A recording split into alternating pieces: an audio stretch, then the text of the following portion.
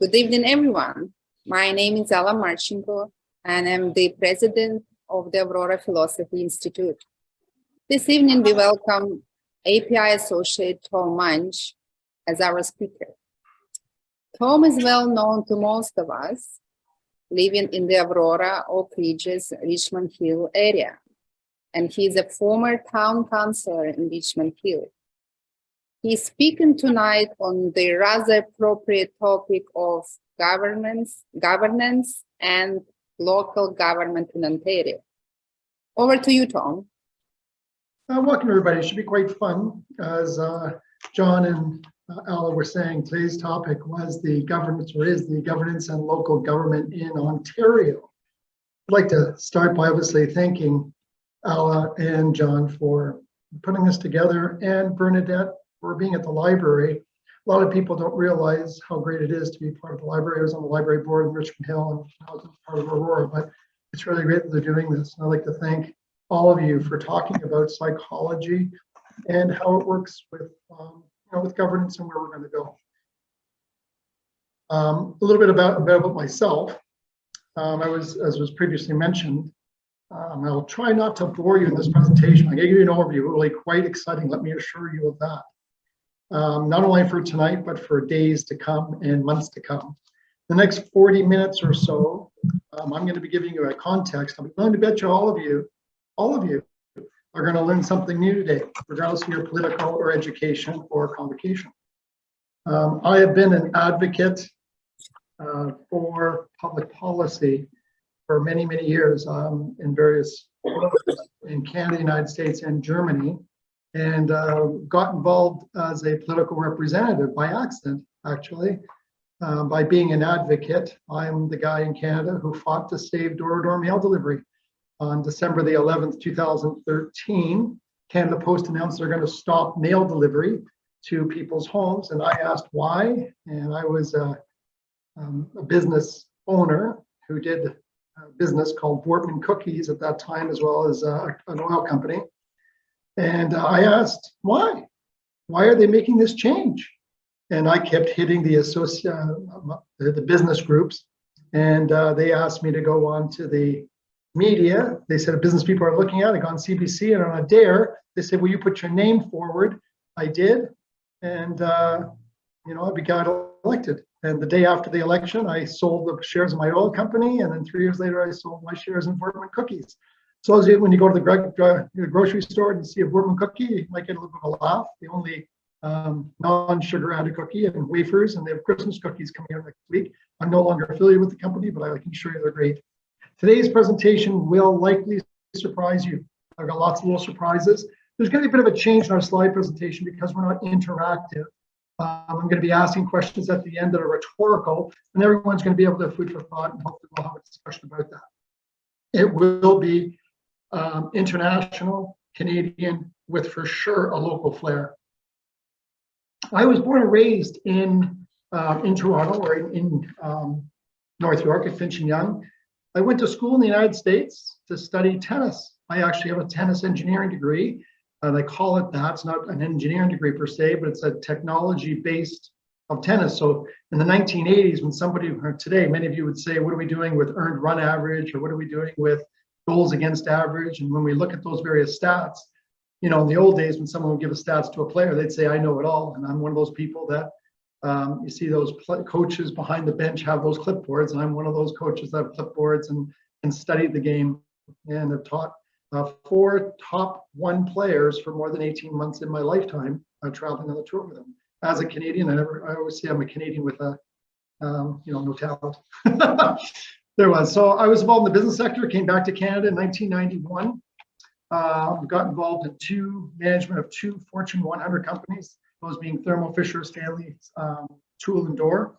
I actually ran the revolving door in the cladding division of Stanley and the weighing, inspection, and monitoring division of Thermo Fisher Scientific as a regional manager there. So I also owned Wortman Cookies, as I mentioned.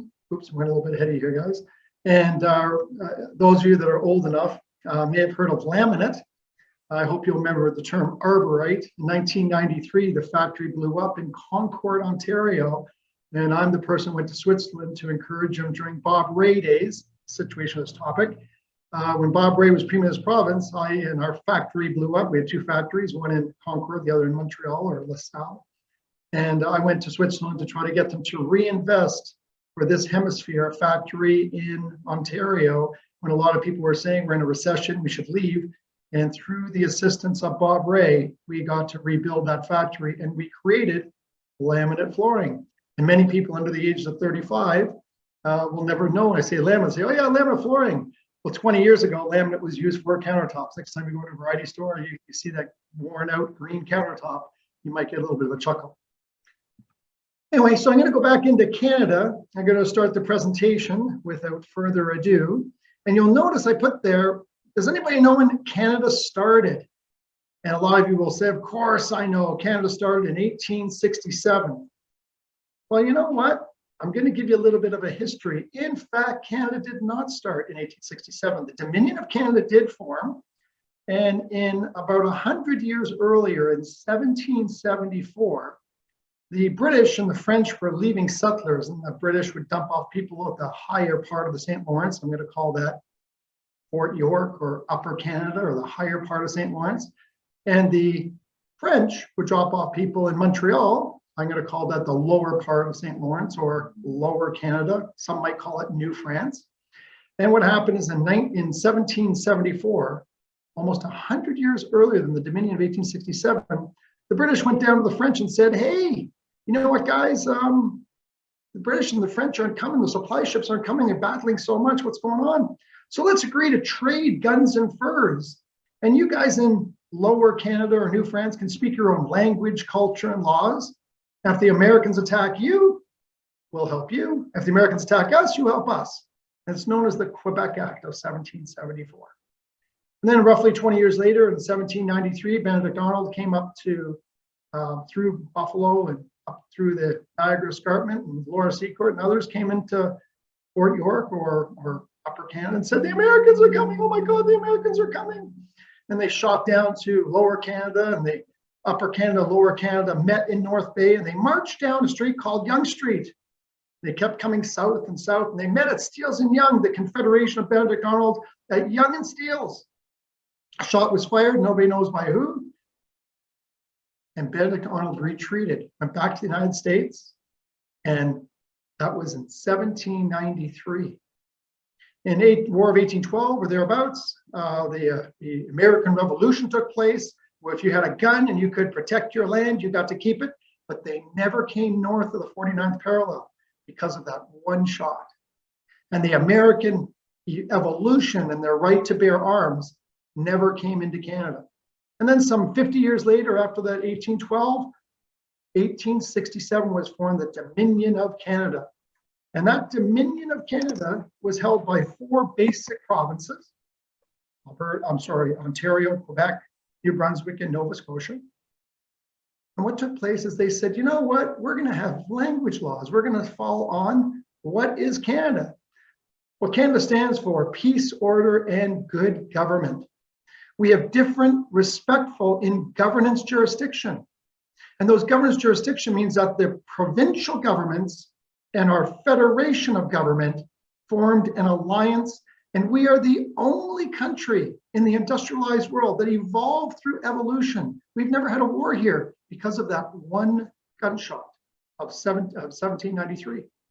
So Canada has the distinction of being the only G9 country that evolved, that didn't have a bare arms, as they would say. And that's why when many of you and many people would say, why do we speak French? And why does Canada know about peacekeeping? Well, because we evolved and we believe in the rule of law, and we respect our history, and we evolved as a nation through law and order. So if a government moves forward with a law, and that law is deemed unconstitutional or against the jurisdiction of those bodies, the court will overrule a government. Now, I won't go into the notwithstanding clause of the 1980s, but that's for another day when we have Pierre Trudeau came back, but that's enough for another day. So our Canada, in quick summary, was initially founded as the Dominion in 1867. And there were several differences for major provinces to come together to form a federation. The Canadian colonies got to know, or better known as the provinces, were allowed to retain their political control. So provinces have jurisdiction more so than the federal government, or maybe equal as so.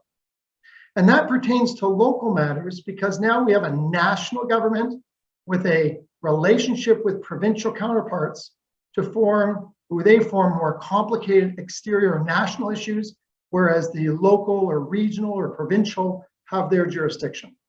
This method of sharing power with multiple levels of government are known as a philosophy known as federalism. So here we are talking about Philosophy Institute, and we have to understand where we're going. So why is Canada a bilingual country? Why was it created? And what does it mean? Well, now you know. So here we are, 1867, we formed a division of power. We follow law and order. We have this great book of Constitution of Canada, formerly called the Dominion. You know, it's sort of funny in the United States, the first thing they say are, we the people. Well, here we in Canada said again, for peace, order, law, and good government. Our federal government makes national laws. I'm talking about our federal government only now.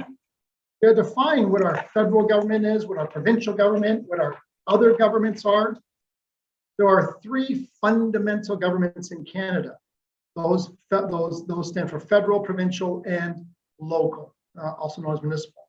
What does our federal national government do on national issues? They look after our citizenship, our criminal law, our copyright, our employment insurance, our foreign policy, money and banking, national defense, regulation of trade. I put post office in there because obviously I have an interest in the post office because of my legacy in Canada and my life of being involved in protecting the post office as a crown corporation. And that's a whole topic for another day. And census, once again, is another matter. Our provincial government is a little bit different, and it has jurisdictional powers. So many people say, get really sexy on federal government or really sexy on provincial. Each have what's called a division of powers. And through the federation of this large, more powerful, and this provincial that makes our country so vast, we have regional issues and regional difference. What does our provincial government do? They look after as a region, healthcare, hospitals. They look after education. You'll see this week, a lot of people are happy our educators are back to work, as I am. We have administration of law. That could be family law, for example, or delegated law. We have housing. Tonight's discussion will be talking about housing. The provincial government has jurisdiction on housing, not the federal government. So when you hear some of the leaders talk about the federation of housing, we'll go into that. The provincial governments have jurisdiction on that. Property and civil rights in Ontario, highways, but not roads, labor standards, social services, fishing licenses, driver's license, natural resources, and the environment. So we have this kind of cool thing talking about what the federal government is, or what the provincial government is, what municipal governments are, and what are shared relationships, which I'm going to go into. Going into our bigger topic of today, when you look at what our local governments do, local governments are delegated powers from the provincial government, not the other way around. Municipalities are not in the Constitution of Canada, but the provinces are. And they delegate authority, much like a business would, when they'll have business units elsewhere. We get delegated those authorities given to municipalities, and there's 444 municipalities in Ontario, and each of them are allowed to do their projects locally based upon their own flair, as long as they meet the provincial guidelines. And the province requires those municipalities to write those guidelines down. They're known as official plans, and we are obligated to follow those plans.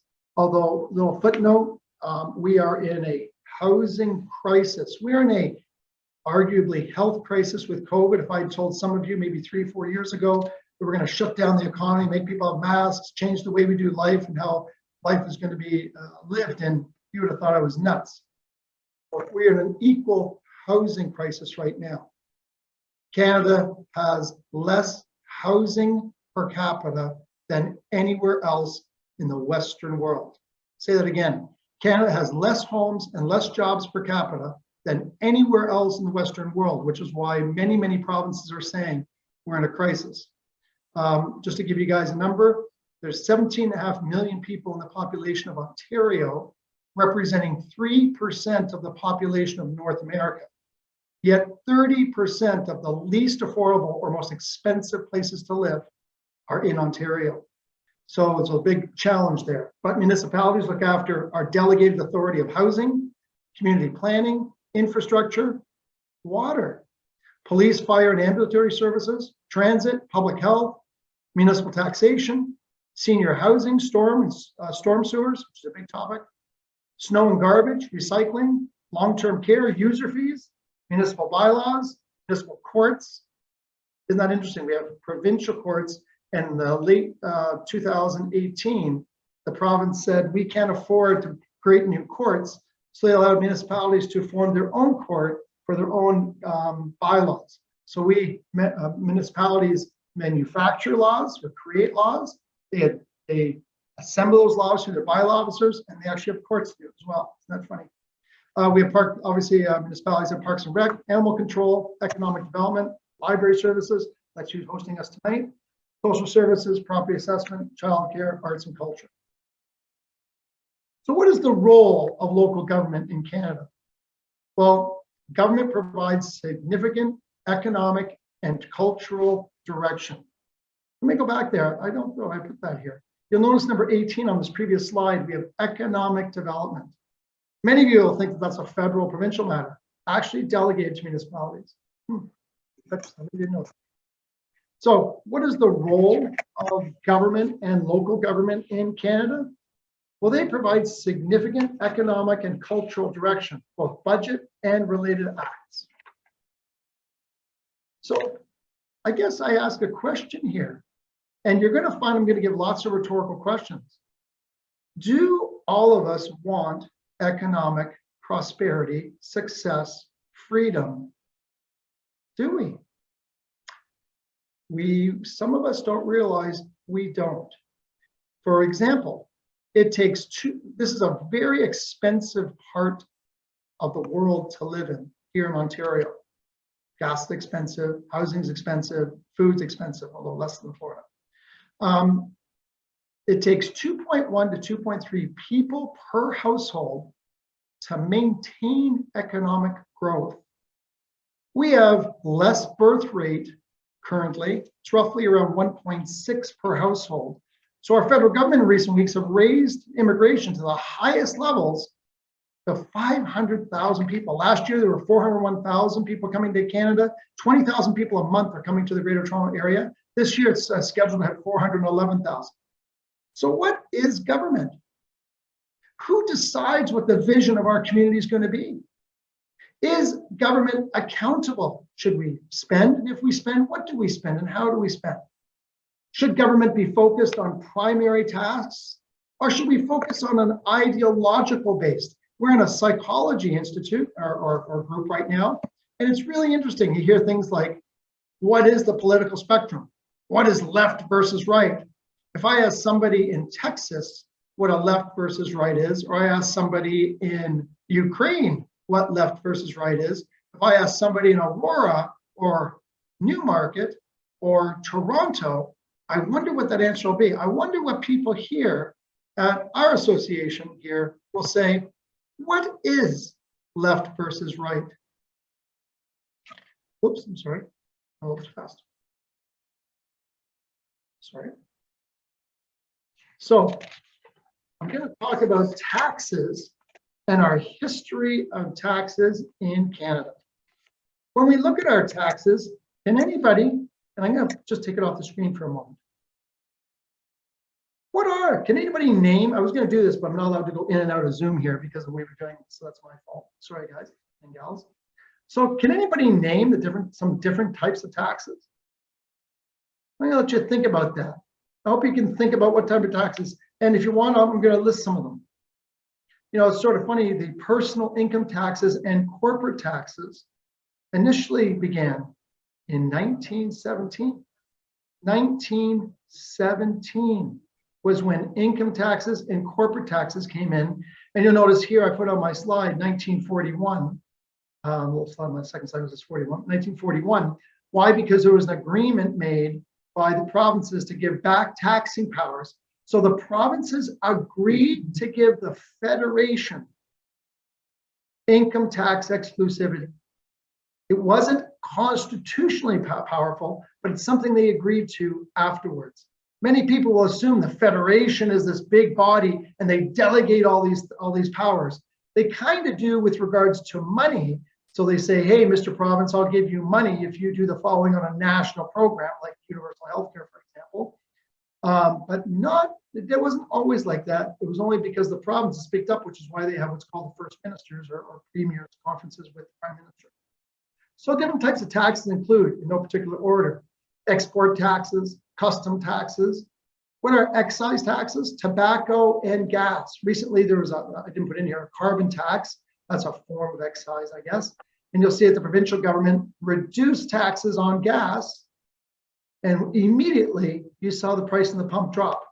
You'd be surprised how much percentage of our gas is more expensive, which is why BC has more expensive gas than here in Ontario. It's because of those taxes.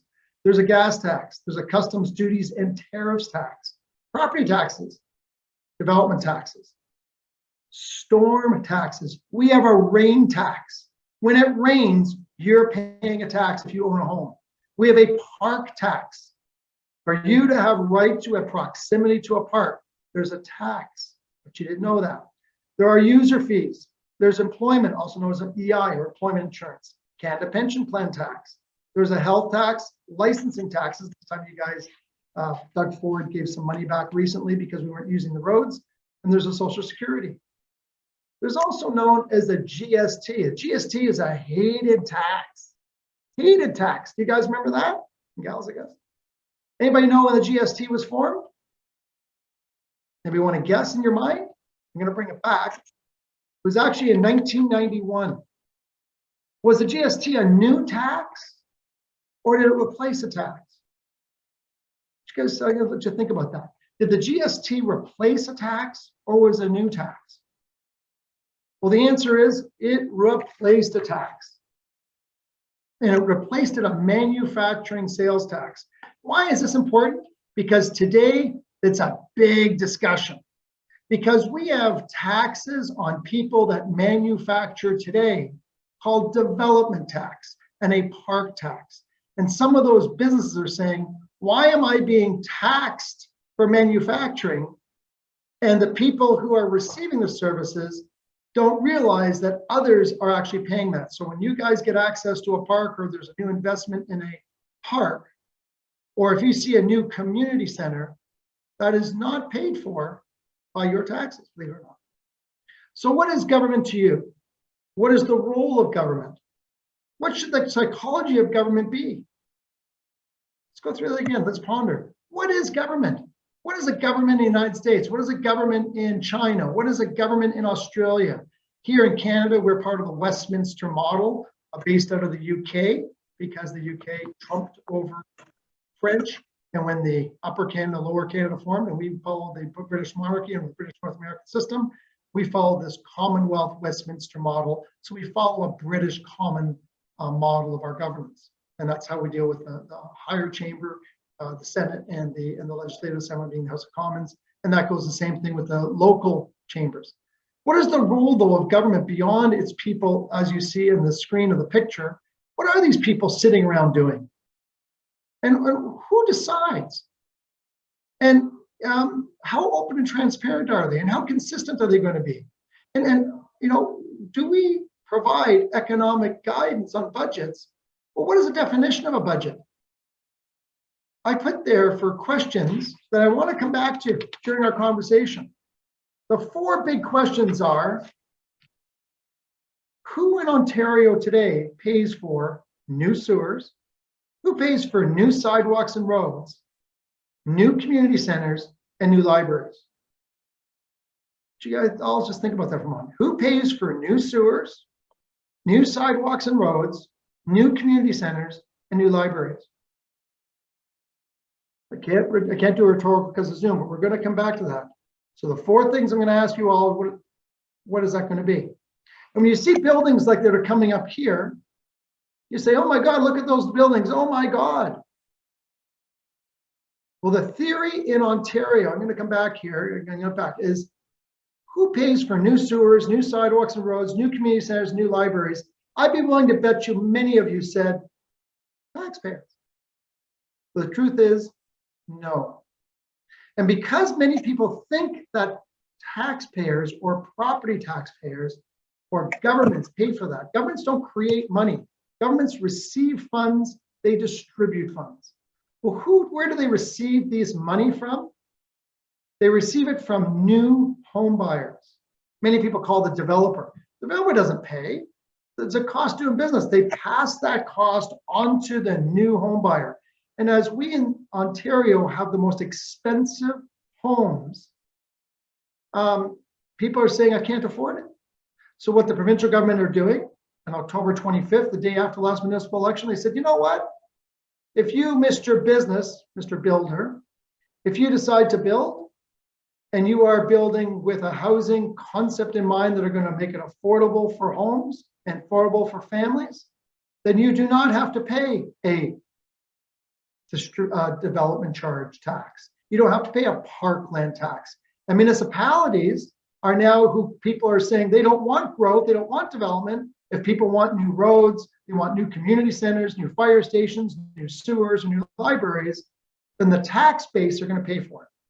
And that's where the trend is going right now in Ontario. And by the way, Ontario is the unique jurisdiction that has these development charges and parkland tax. Do not exist in the United States and many parts of Canada. So this high-rise buildings that you see right here that are not in York Region, by the way, but just took it out of Toronto. So this particular picture, you'll see a high-rise. What's really funny as it relates to governance, if anybody knows anybody in a high-rise, you have to pay maintenance fees. And in those maintenance fees, that includes costs for garbage and costs for snowplow services and grass cutting. Many of you who have homes, when you pay tax, you say, of course my garbage is going to be picked up. Of course my snowplow service is going to come. Well, these homeowners in high-rise actually subsidize the residential tax base. So that's why Toronto can afford business taxes and have high-rise per capita, and they help keep the property tax in Toronto lower despite increasing services, for example, relative to other jurisdictions. So what is livability? What is sustainability? Right? What is livability? And what is sustainability? What does it mean to be prosperous and successful? We in Canada, always in Ontario, said growth pays for growth. So if some of you said in the last 20 years, hey, you know what? I remember walking by and that area used to look like this. Now it looks like that. And what we would do is we would say at the municipal level, I say we because I used to be involved in municipal government, I would say, hey, Mr. Business, if you're growing here, you only are going to have to pay for that sewer. And you only are going to pay for that road and that concrete and that sidewalk. And you only are going to have to pay for that Canada Post box. Regular taxpayers don't pay for that. And you only are going to have to pay for that bridge and that link up to the sewer. And all that gets added to the selling price of homes, which is why the price of a home here is more expensive than many other jurisdictions that are similar in nature. Not just land base or where your geography is. It actually matters on how your taxation matters. Here's a question. Should infrastructure be built first? Should we build infrastructure first, or do we wait for growth to happen to get that? So the current premier of the province made a very unique point where he says, I'm going to build subways and bridges and highways. And he's doing it alone. York Region just built a transit system based upon a growth model, and they've front-loaded those costs only to be paid back by future development, not by taxpayers, although that's about to change. So all those people out there who said, yeah, I love all these services, this is great, and I'm paying for it, not true. And now the province, we're going into an inflationary period because in the last 20 years, 25 years, since 1995, so I guess that's 27 years, we have been going into declining cost of living. And what often comes up comes down, or what goes down often goes up. Ask Alberta with regard to oil. And now the price of cost of life is getting higher. Now so does everything else. Should taxation be consistent and transparent?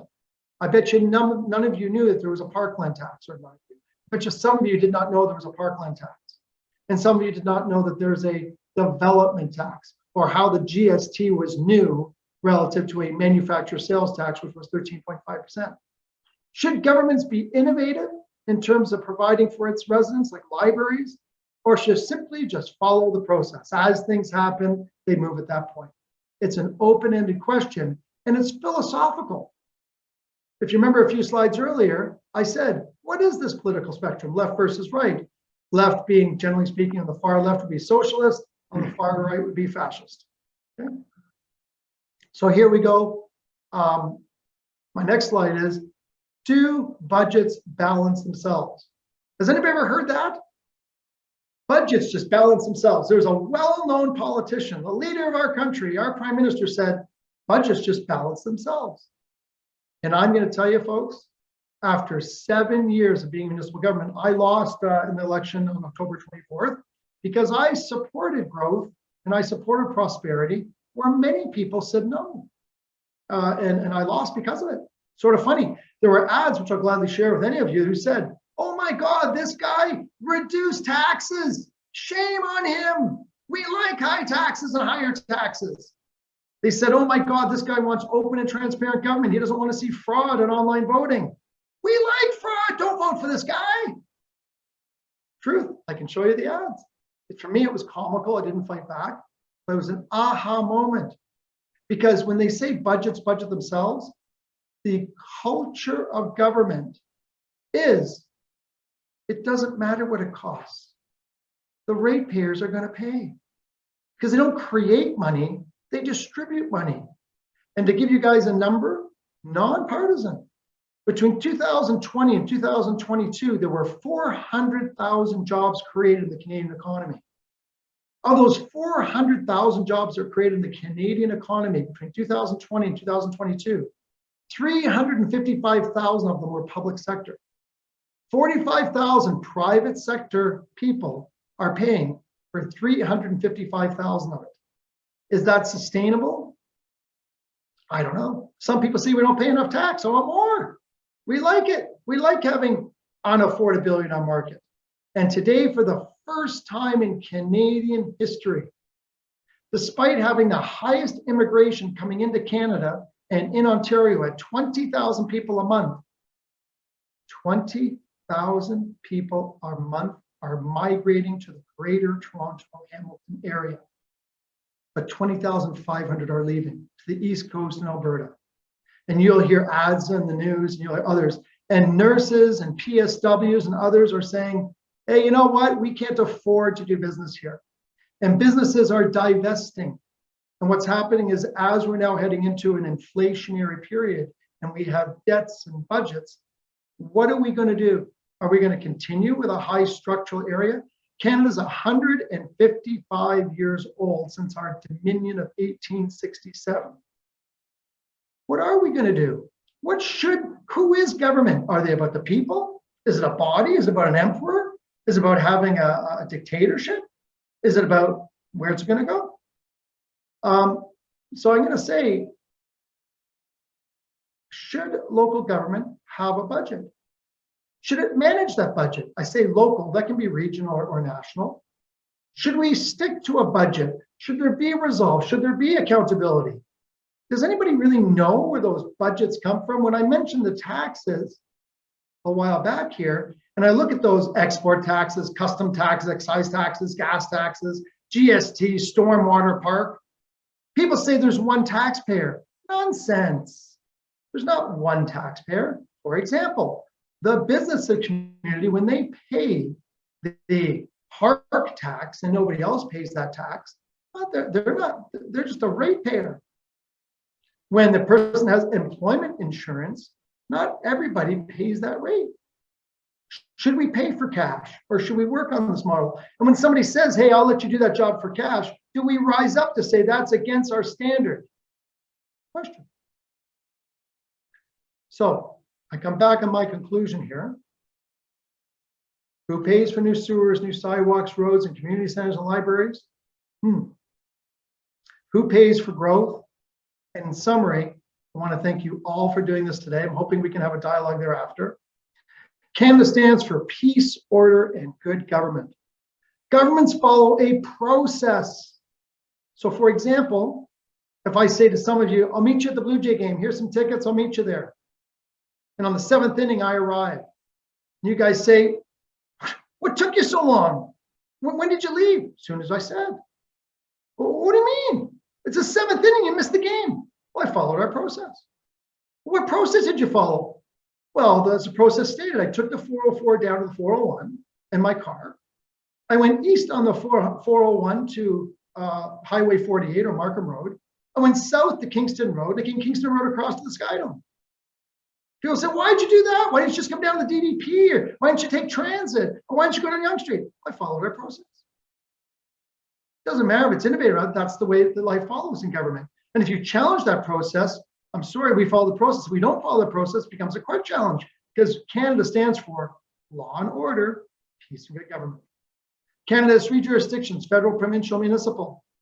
Who decides public policy? Is it a politician? Is it a bureaucrat? Is it a resident? Is it a business? Is it the courts? Is it lobbyists? Who decides? It's an open interpretation. I can tell you privately what I've experienced. Who's accountable for public policy? And does it really matter? And does our history matter? And do we follow the rule of law? And do we care about the way that our Constitution is based? And do we practice that bilingual culture of language, culture, and laws that made the foundation of our Quebec Act and our Canada? And what is Canada and what is government? And my answer is, it's evolving. So I'd like to thank you, Alla and John, really. It is a really cool organization talking about what it means to be part of an association of psychology and sociology, well-read, having a discussion and making a difference and have a philosophical engagingness. And thank you for Canada for allowing us to even have this. There are some parts of the world that would not allow this to take place. And I say to you, it's never forgotten what it means to have free speech, free discussion, and a choice. So above that, I'm going to send it back to you guys. I thank you all, and I hope you have a great day. I hope I answered some of your questions. And if you want, I can go back to those questions, and you guys can go back and engage the way you wish. Thank you.